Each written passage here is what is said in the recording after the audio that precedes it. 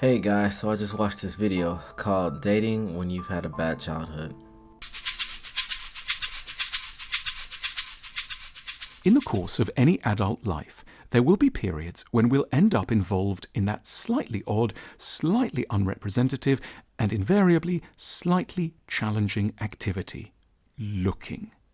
Most people around us won't be any the wiser, but with greater or lesser subtlety, we will be scanning, suggesting coffees and lunches, accepting every invitation, giving out our email addresses, and thinking with unusual care about where to sit on train journeys.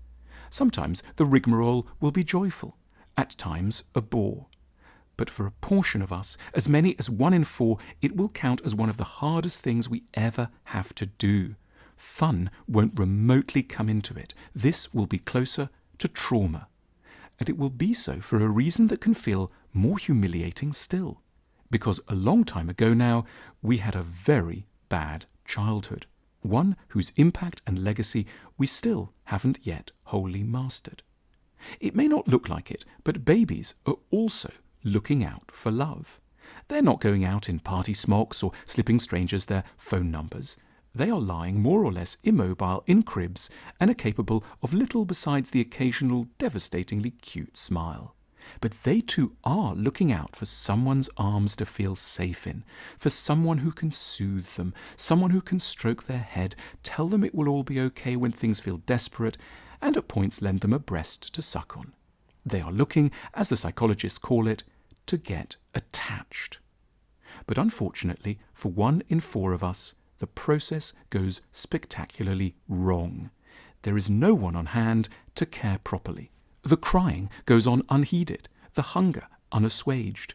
No one smiles reliably or cuddles confidently. There is no welcoming breast. In the eyes of the caregiver, there is depression or anger where there should have been delight and reassurance. And as a result, a fear of existence takes hold for the long term, and dating becomes a very hard business indeed. For those of us who experienced early letdowns, there is simply little in us that can ever believe that a search for love will go well, and we will therefore bring an unholy commitment to bear on ensuring that it doesn't. The dating game becomes the royal occasion when we can confirm our deepest suspicion, that we are unworthy of love. We may, for example, fixate on a candidate who is, to more attuned eyes, obviously not interested. Their coldness and indifference, their married status or incompatible background or age, far from putting us off, will be precisely what feels familiar, necessary, and sexually a bit thrilling. This is exactly what is meant to happen when we love. It should hurt atrociously and go nowhere. Or, in the presence of a potentially kind-hearted and available candidate, we may become so demanding and uncontained, so unreasonable and urgent in our requests, that no sane soul would remain in contention. We will spoil any potentially good impression by bringing a lifetime of self-doubt and loneliness onto the shoulders of an innocent stranger. Yeah, that's just wild how that happens. I look at it at dating life, friends. That can happen to friends. That can happen to your dating life at every facet of life, really. Yeah, I find it wild how just valid this is.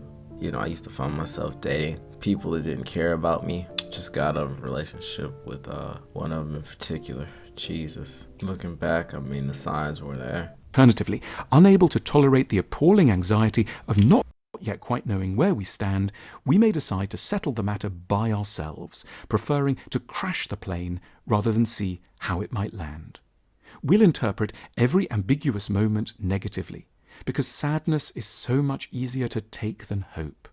The slightly late reply must mean that they much easier interpret to crash the plane rather than see how it might land. That's so true. I found myself doing that with my friendships as well as relationship. It's like you're stuck on fight or flight over incidents that trigger the deep insecurity of you not being loved. It could be a small comment as far as I hope you fix your fucking sleeping schedule. You know what I mean? That happened today. It's fucking wild. I hope you fix your sleeping schedule turned into He thinks I'm lazy, so I'm gonna be abandoned. This is just a friend. You know what I mean? This isn't it was just a friend asked that, looking out for me and shit. And yeah, anxiety caused me to like literally go off the deep end.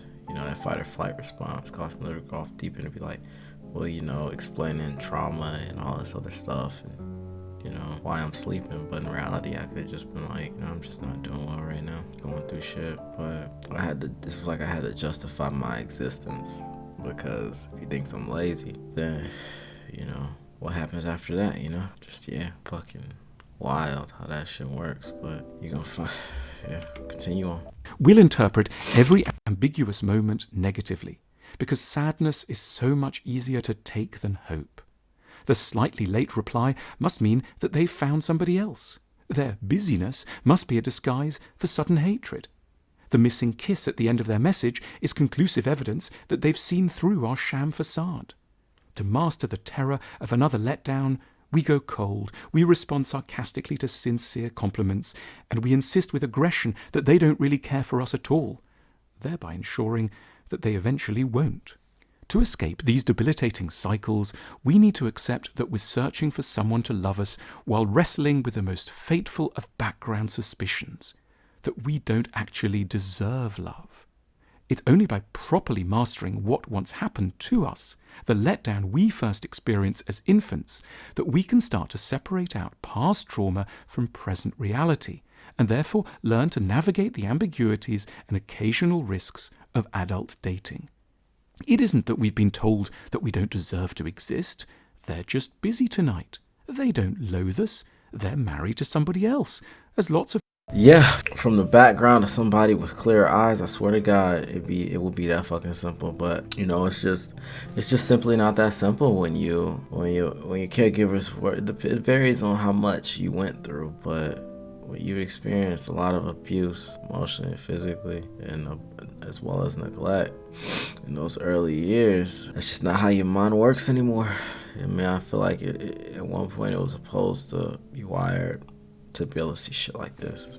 Easy, right? But of people who we've carefully chosen not to look at happen not to be. They're not peculiar. It's just unfair and overwhelming to ask someone you've known for 12 hours to make up for a lifetime of loneliness. We need to see that this is not the first time we have been, in inverted commas, dating. We've done it before, long ago, and it was the ways in which it went very wrong that holds the key to our adult errors, our intensity, our coldness, or our lack of judgment. The catastrophe we fear will happen has already happened. The challenges we set up for ourselves are attempts to get back in touch with a trauma we haven't either understood or mourned. We can in time learn to ask people on a date because we grasp that we're not there by asking them what we think we're asking. Do I deserve to exist?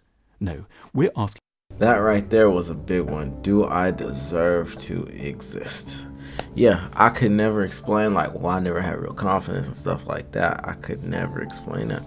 They would always wonder how the fuck. Eventually, I just pushed it off and just said I'm about work and stuff like that. Just pushed it far off about work, business, external things, style, explore myself, right? I pushed that shit off for years and years and years. In reality, I just wasn't confident in myself to believe that I deserve to exist. And when I ask someone else for attention or help, which is what my caregivers kindly reminded me every single day that I did not deserve, when I ask new people for that same thing, I feel really vulnerable. And not just that, but I feel like the question is coming up. Not Are You Free Friday, but do I deserve to exist? He said that so perfectly that I had to just make a video immediately. I was like, yeah, that was the real question I was asking. Do I deserve to exist? In my head, but in reality, it shouldn't be like that. Do I deserve to exist? No, we're asking something far more innocent and far more survivable with the answer to be negative. We're asking, might you be free on Friday? And we can survive, because even though we once got terribly hurt in the nursery, we are now that most resilient of things, an adult.